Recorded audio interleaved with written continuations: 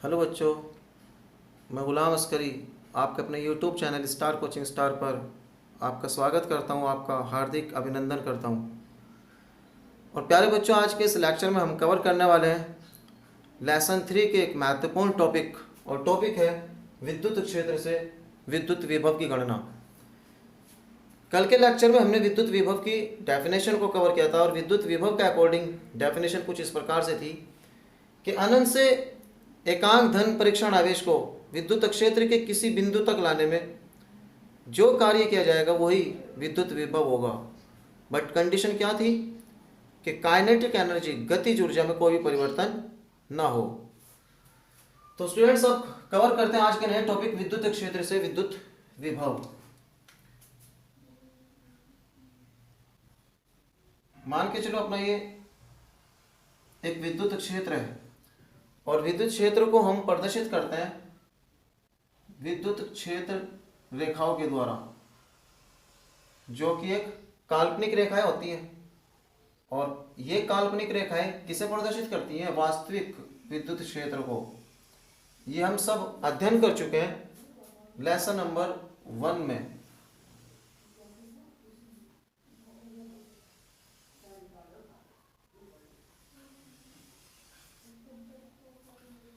तो कुछ इस प्रकार का ये विद्युत क्षेत्र, जिन्हें हम विद्युत क्षेत्र संख्याओं के द्वारा या विद्युत बल रेखाओं के द्वारा प्रदर्शित कर रहे हैं। इस विद्युत क्षेत्र में कोई धनात्मक परीक्षण आवेश है, मान के चलो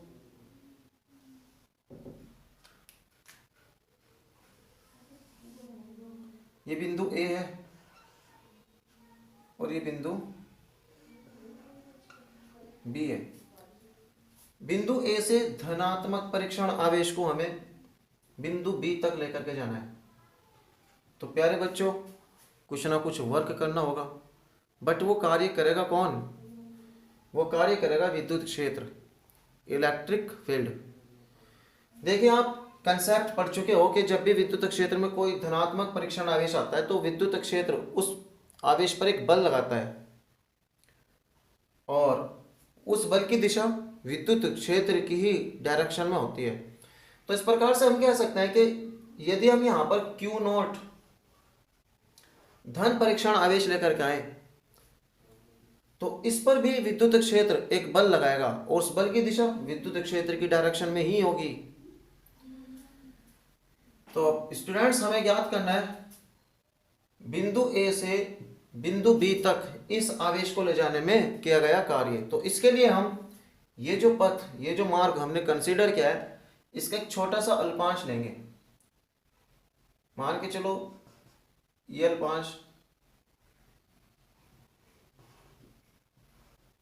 छोटा सा अल्पांश है ये x और y, और इसकी जो बीच का विस्थापन है ये है dr, यानी स्मॉल दूरी dr। तो सबसे पहले हम यही कंसीडर करेंगे कि इस x बिंदु पर Q नॉट धनात्मक परीक्षण आवेश रखा हुआ है।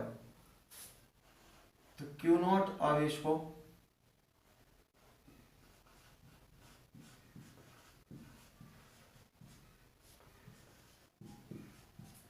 Q नॉट आवेश को बिंदु x से y तक, बिंदु x से बिंदु y तक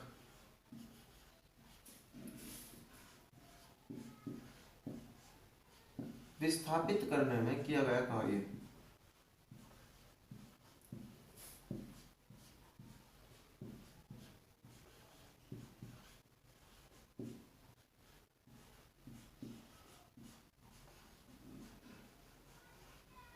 तो Q नॉट आवेश को बिंदु x से y तक विस्थापित करने में जो कार्य होगा, प्यारे बच्चों, कार्य का फॉर्मूला होता है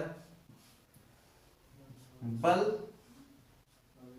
इंटू विस्थापन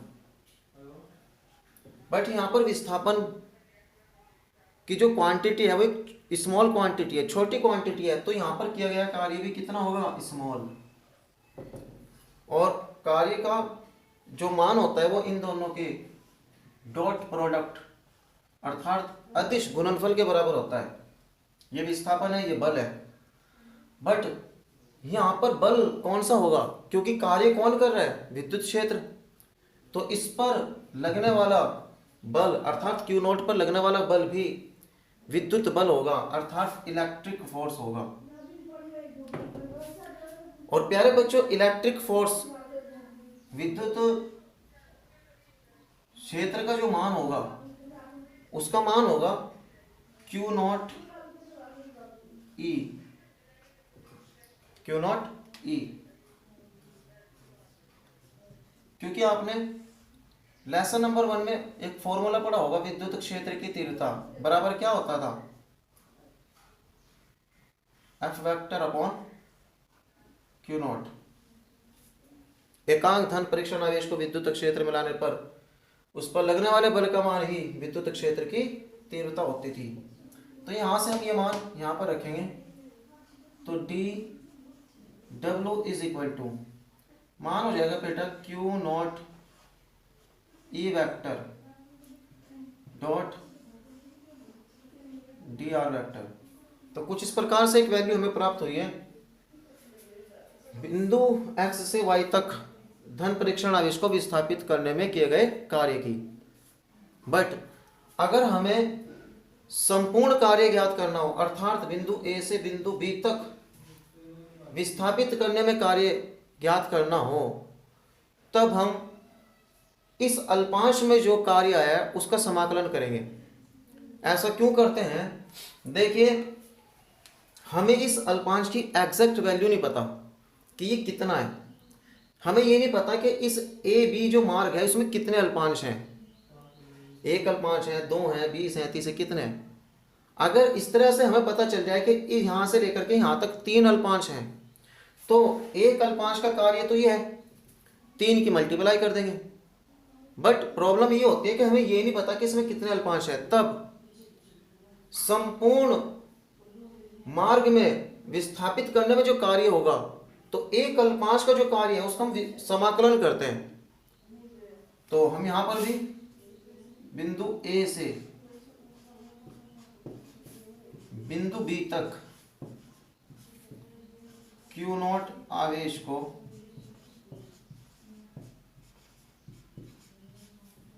विस्थापित करने में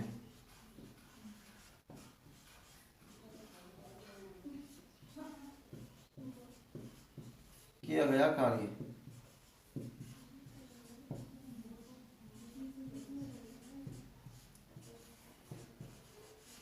तो प्यारे बच्चों, यहां पर जो कार्य होगा वैल्यू हो जाएगी W बराबर समाकलन कर देंगे आप एक अल्पांश में जो कार्य आपने ज्ञात किया है। बट इस समाकलन में हमें रखनी होती है लिमिट, सीमाएं। लिमिट का मतलब जहां से आपने प्रारंभ किया है और जहां तक आपने आवेश को पहुंचाया है। बिंदु ए से प्रारंभ किया इसलिए ये लोअर लिमिट होती है इसकी, और अपर लिमिट कहां तक गए हैं, बिंदु बी तक, तो इसलिए यहां पर ये ए और बी ये इसकी लिमिट होती है, इसकी सीमाएं होती हैं। बस अब इसका मान रखेंगे तो कुछ इस प्रकार से वैल्यू हमें प्राप्त होगी। देखिए हमें वैल्यू जो प्राप्त होगी अब W बराबर समाकलन A और B, ये इसकी लिमिट है। dW का मान ये है Q not E vector dot D vector. But ये जो आवेश है इस छोटे से अल्पांश में भी इतना ही था, संपूर्ण मार्ग में भी आवेश यही रहेगा, क्यू नॉट रहेगा। तो आवेश का मान प्रत्येक स्थान पर एक नियत रहेगा और नियत वैल्यू को हम समाकलन के चिन्ह से बाहर निकाल लेंगे। Q naught E vector dot D R vector और उसकी लिमिट रख देंगे ए और बी। स्टूडेंट्स ये क्या ज्ञात हुआ हमें? कार्य, बिंदु ए से बिंदु बी तक आवेश को विस्थापित करने में कार्य। बट ये कार्य करेगा कौन? ये कार्य किया जाएगा विद्युत क्षेत्र के द्वारा, इसलिए हम इस कार्य को कहेंगे इलेक्ट्रिक वर्क ई। यहां पर हम इलेक्ट्रिक वर्क ये लगा सकते हैं, क्योंकि कार्य कौन करेगा? विद्युत क्षेत्र करेगा।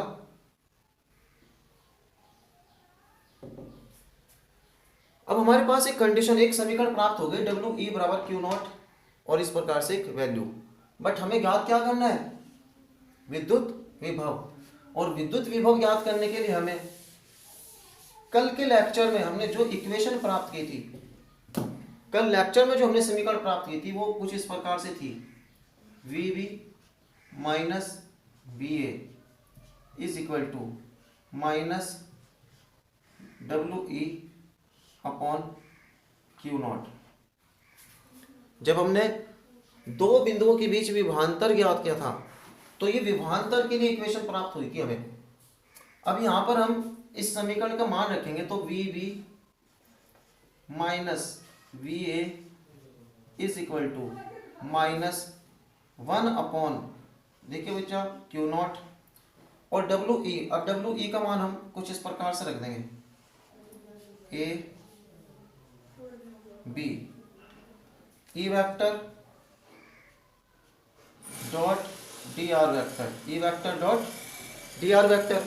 बट स्टूडेंट्स यहां से जो क्यू नॉट है, क्यू नॉट यहां से हम बाहर की ओर लेंगे और इस क्यू नॉट से ये q naught value cancel out हो जाएगी, तो हमारे पास वैल्यू बचेगी V B minus V A is equal to minus समाकलन of A B E vector dot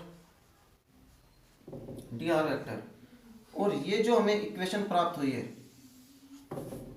students, ये इक्वेशन प्राप्त हुई है हमें विभवांतर की, बट हमें ज्ञात करनी है विभव के लिए इक्वेशन। तो विभव के लिए हम इक्वेशन कुछ इस प्रकार से प्राप्त करेंगे,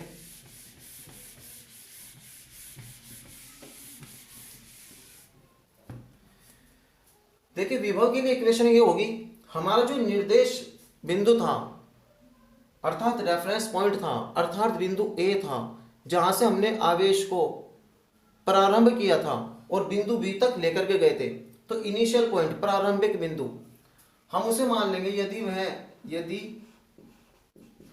बिंदु ए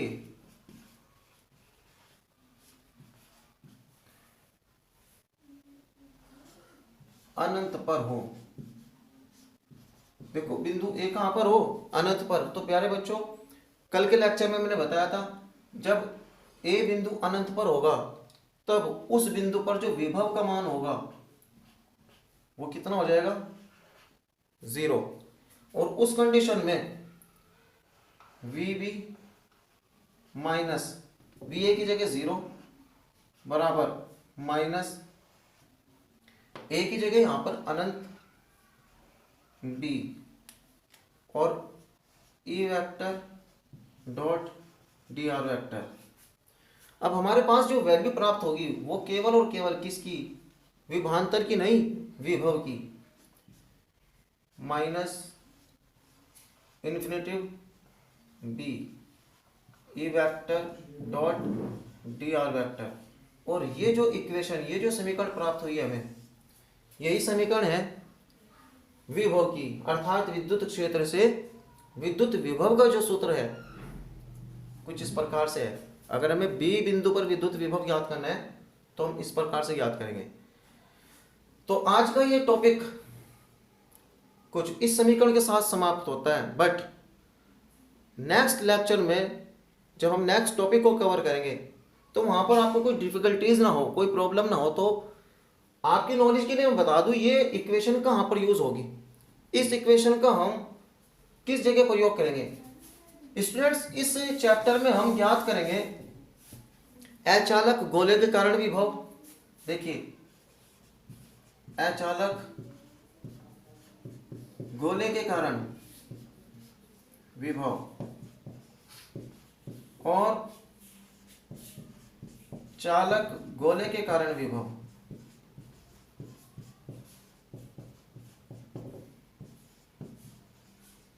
जब नेक्स्ट लेक्चर हम करेंगे तो उसमें ये टॉपिक हम डेरिवेशन करेंगे। नहीं देखिए, अचालक गोले के कारण विभव हम जो याद करेंगे,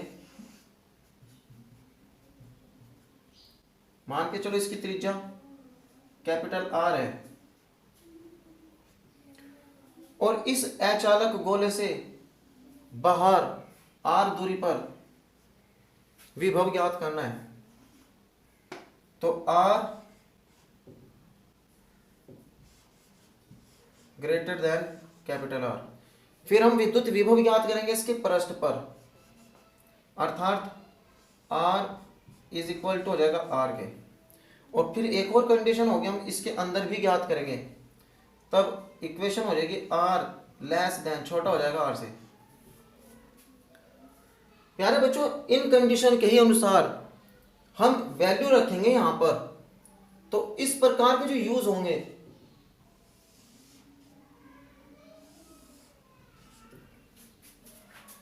अर्थात अचालक गोले के कारण जब आप विभव ज्ञात करोगे तो इस समीकरण का यूज करेंगे हम।